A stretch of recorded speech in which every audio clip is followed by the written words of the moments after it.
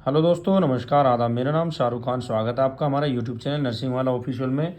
दोस्तों, काफ़ी टाइम से हम वीडियो शूट नहीं कर पा रहे हैं आपके लिए, तो आज मैं आपको बताना चाहूँगा जो हम नर्सिंग के जीएनएम, बीएससी नर्सिंग या फर्स्ट ईयर, सेकेंड ईयर जो भी हम क्वेश्चन करते हैं उसको हम किस तरीके से लॉन्ग क्वेश्चन और शॉर्ट क्वेश्चन में लिख सकते हैं।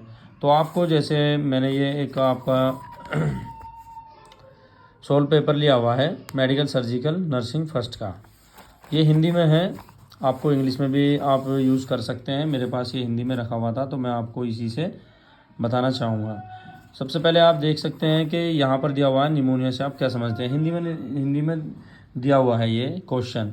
आप इसके शॉर्ट में आता है तो आप शॉर्ट में भी लिख सकते हैं और लॉन्ग क्वेश्चन भी इसको बना सकते हैं। तो किस तरीके से बनाएंगे आप सबसे पहले देखिए। अगर ये क्वेश्चन आपसे पूछा जाता है, इसके लिए सिम्टम्स और सभी कुछ इसमें पूछा जाएगा, तो आपको सबसे पहले डेफिनेशन अगर लिखनी है तो वो आपको इंग्लिश में ही लिखनी है, क्योंकि इससे बहुत अच्छा इफेक्ट पड़ेगा। तो जैसे pneumonia is an inflammatory process in lung parenchyma is as a result of which inflammatory exudation being to collect in respiratory and alveolar duct bleeding consolidation.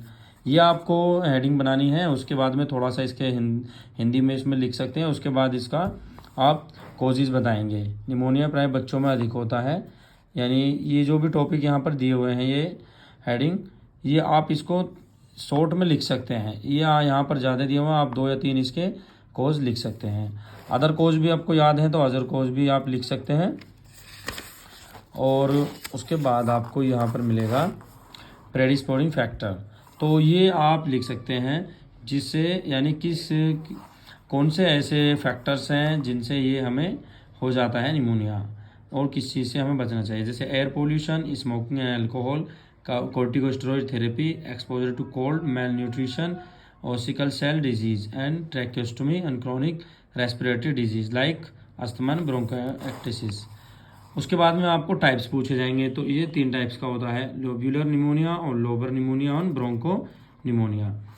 और यहाँ आप इन तीनों को तो याद करेंगे और प्रेडिस्पोजिंग जो फैक्टर है वो आप 2 या 3 भी याद कर सकते हैं और इसको क्लियरली लिखेंगे तो आपको मार्क्स अच्छे मिलेंगे। उसके बाद में आप यहाँ टाइप्स लिख देंगे।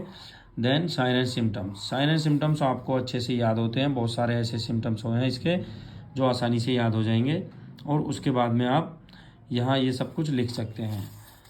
एक बार मैं आपको रिपीट करा देता हूँ जो इसके सिम्टम्स। फीवर होता है इसमें, चिल्स और pleuritic chest pain, dry painful cough, excessive production of cough, dyspnea, rapid bounding pulse, weakness, headache, anorexia, tachycardia, sinus and lips and nails, tachycardia और क्रीमी येलो स्पूटम। देन आपको ये देखना है, यहाँ भी इसके सिम्टम्स हैं थोड़े से और हैं। और उसके बाद में आपको यहाँ डायग्नोस्ट एवेल्युएशन करना है। इसके लिए क्या डायग्नोस कराएंगे हम, तो सबसे पहले हम इसका चेस्ट एक्सरे कराएंगे, स्पूटम कल्चर कराएंगे, आर्टेरियल ब्लड गैस लेवल कराएंगे यानी एबीजी कराएंगे और ब्रोंकोस्कोपी कराएंगे। सीबीसी भी इसमें हम कराते हैं। देन मैनेजमेंट का याद करना है आपको, तो एंटी माइक्रोबायल थेरेपी यानी according to culture and penicillin वगैरह। ये पेंसिलिन वगैरह अब नहीं चलते हैं, मेरोपेनम वगैरह ये इंजेक्शन चलते हैं, एरिथ्रोमाइसिन, टेट्रासाइक्लिन। देन ब्रोंकोडाइलेटर्स चलते हैं, थियोफाइलिन और Deriphyllin. Antitussive, analgesic like diclofenac sodium और ऑक्सीजन थेरेपी यहाँ पर मैनेजमेंट में आपको लिखनी है। नर्सिंग केयर प्लान यानी नर्सिंग केयर हम किस तरीके से करें, जो इम्पोर्टेंट टॉपिक है हमारा, यानी जो इम्पोर्टेंट हमारे नर्सिंग के लिए होता है वो हमारा नर्सिंग केयर ही होता है। क्योंकि हम नर्सिंग में अपना करियर बना रहे हैं तो हमको नर्सिंग की जो केयर प्लान है वो अच्छे से बनाने आने चाहिए। तो आप ये इंग्लिश में भी लिख सकते हैं और हिंदी में भी यहाँ पर लिख सकते हैं। अगर आप जीएनएम कर रहे हैं तो आप हिंदी में यूज़ कर सकते हैं। तो रोगी को पर्याप्त ऑक्सीजन प्रदान करना, रोगी को बिस्तर यानी बेड पर आराम प्रदान कराना, रोगी को इन्फेक्शन से बचाने के कारण बताना और पेशेंट को चिकित्सक के अनुसार औषधियाँ प्रदान कराना। और जो दवाइयों के प्रभाव को चेक करना चाहिए और सेमी फाउलस पोजीशन इसमें रोगी को दे दें। टीपीआर और बीपी वाइटल्स वगैरह यहाँ पर इसके चेक करते रहना चाहिए। ये हमारा नर्सिंग का कार्य होता है। मॉनिटरिंग जो करते हैं हम एबीजी की मॉनिटरिंग करेंगे, क्योंकि इसमें एबीजी अगर हमारा कम हो रहा है या गड़बड़ा रहा है तो पेशेंट की दिक्कत बन जाती है। देन मॉनिटरिंग के बाद में यहाँ पर आपको देखना होगा डाइट, पेशेंट की डाइट है आपको जो देखना है। मैं आपको बताऊँ, पहले इसको धीरे से आप याद कर लीजिए। डाइट में अधिक मात्रा में प्रोटीन डाइट लेंगे और पर्याप्त मात्रा में तरल पदार्थ लेंगे यानी लिक्विड डाइट लेंगे। रोगी के पोषण स्तर को व्यवस्थित रखना चाहिए, रोगी के द्रव को यानी आई फ्लूइड्स को मेंटेन रखना चाहिए। हेल्थ एजुकेशन, आपको हेल्थ एजुकेशन आप किसी भी तरीके से दे सकते हैं, बहुत सारी हेल्थ एजुकेशन यहाँ दी हुई है आपको। यानी रोगी को पर्याप्त आराम के महत्व के बारे में बताना चाहिए, फेफड़ों से निकलने वाले स्राव को सही तरीके से निस्तारित करना चाहिए, रोगी को पर्याप्त मात्रा में द्रव लेने की सलाह देनी चाहिए, रोगी से फैलने वाले इन्फेक्शन को से दूसरे व्यक्तियों को बचाने के बारे में बताना चाहिए, और रोगी का हाथों को अच्छी तरह से धो लेना चाहिए। रोगी को और उसके परिवार के व्यक्तियों को दवाइयाँ उचित समय पर लेने की सलाह देनी चाहिए। ये बाकी यहाँ पर शब्द दिए हुए हैं, इनको आप साइकोलॉजिकल सपोर्ट भी दे सकते हैं और आप फिजियोथेरेपी के बारे में बता सकते हैं, और अवॉइड एल्कोहल कराएंगे।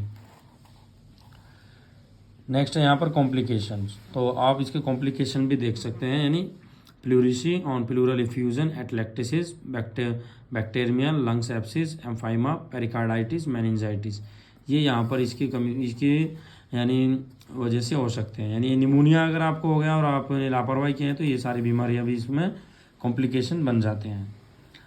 तो दोस्तों मैं आपको ये बता दूं, आप जो क्वेश्चन लिखेंगे वो आप सबसे पहले ये सब कुछ याद करना होगा आपको।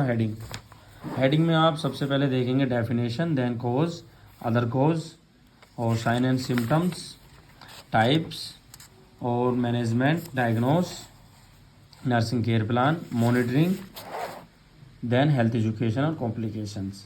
ये अगर आपने अच्छे से याद कर लिया तो आप इसमें आप हेडिंग याद कर लेंगे तो आप इसका अंदर का मटेरियल भी आसानी से लिख सकते हैं।